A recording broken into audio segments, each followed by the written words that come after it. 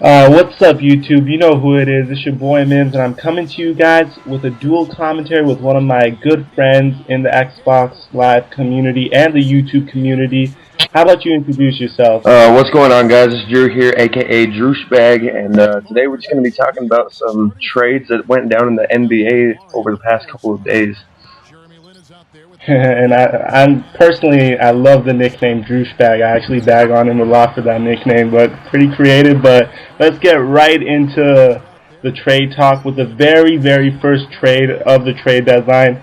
The Warriors send Monte Ellis to Milwaukee for Andrew Bogut. Drew, what do you think about this trade? I think it's a disgusting trade for both teams. Andrew Bogut's been injury prone a heck of a lot this year, and then Monte Ellis and Brandon Jennings on the same team. That will just not work out whatsoever, in my opinion. Monte Ellis and Brandon Jennings are both known scorers, but you also have to look at the other pieces the Milwaukee Bucks acquire with this trade. They get rid of Steven Jackson, who wasn't producing well for them at all, and they do also acquire Epe Udoh, who could pretty much succeed and do the same thing Bogut was doing, and Kwame Brown, who's a good piece coming off the bench, I guess, and a former very disappointing draft bust. But if you ask me, I think it was an okay trade, but not a trade that'll get him over the hump. And on top of it, Kwame Brown's out for season, if I'm not mistaken, with a torn pectoral or whatever the heck it is. So I'm not a huge fan of it. I think no one else is going to get shots but Monte and Brandon Jennings on that team. Alright, so if you have to grade both teams on this trade, what would your grade be? I'd give the Warriors probably like a B+ because Mark Jackson needs a center for the type of offense he's trying to run. And then on top of it, he ended up getting Richard Jefferson for a trade in Steven Jackson later on.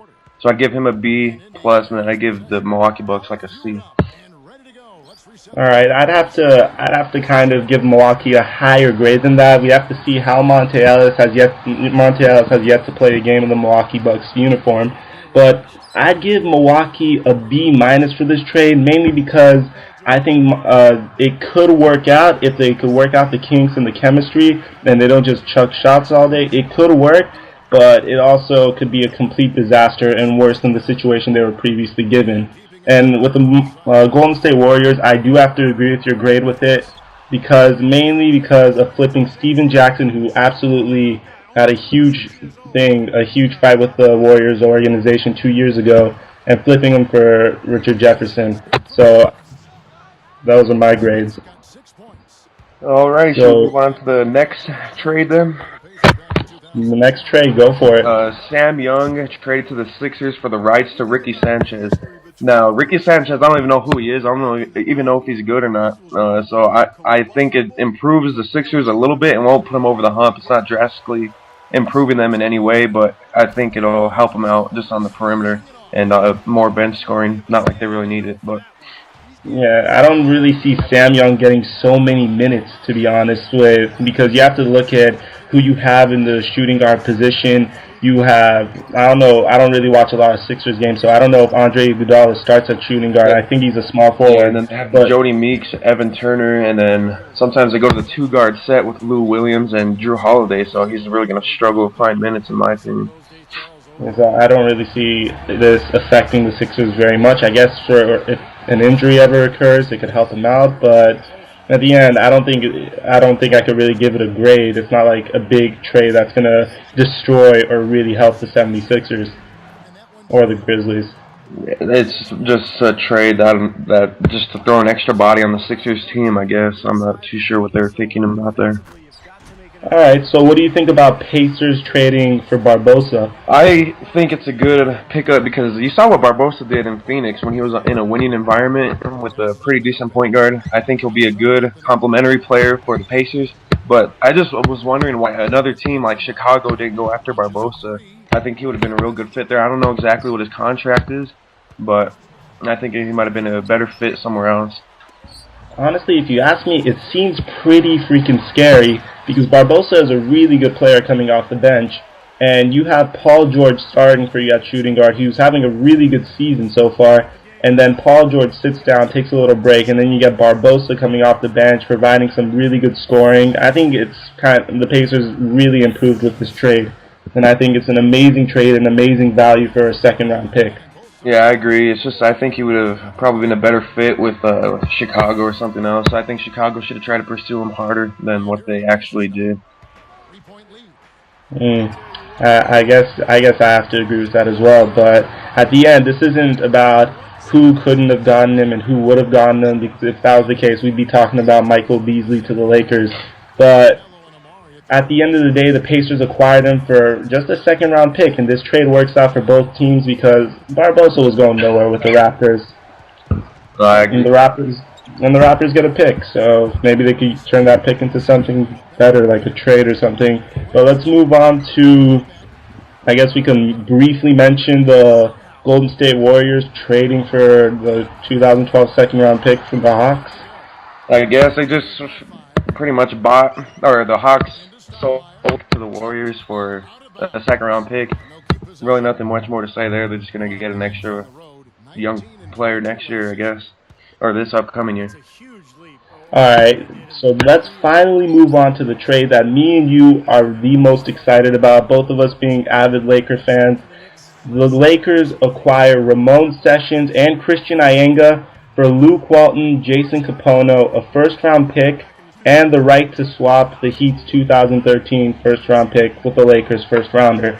So, tell me, what do you think about this trade, besides, thank God Luke Walton isn't on our bench no more? Well, that was the first thing I was going to mention. We finally got rid of him, who managed to hang around for about 3 years longer than what he needed to, especially with a huge contract. But Ramon Sessions finally gives us that option at the point guard where someone will penetrate in, dish out to our bigs. I just think he's going to be getting into the lane a heck of a lot and just expect alley-oops for days with Bynum. Honestly, I'm really happy the Lakers could solve this point guard situation, and I really like Christian Ienga. I don't know if he's going to get minutes, though, but I did see him play a little bit in Cleveland. I saw that dunk he had on Pau Gasol a year ago, and I really think he could develop into a solid player coming off the bench, maybe.